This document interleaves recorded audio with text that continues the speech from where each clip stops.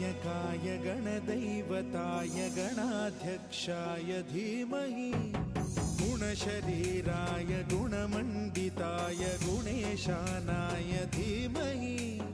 गुणातीताय गुणाधीशाय गुणप्रविष्टाय धीमहि एकदन्ताय वक्रतुण्डाय गौरीतनयाय धीमहि गजेशानाय भालचन्द्राय श्रीगणेशाय धीमहि एकदन्ताय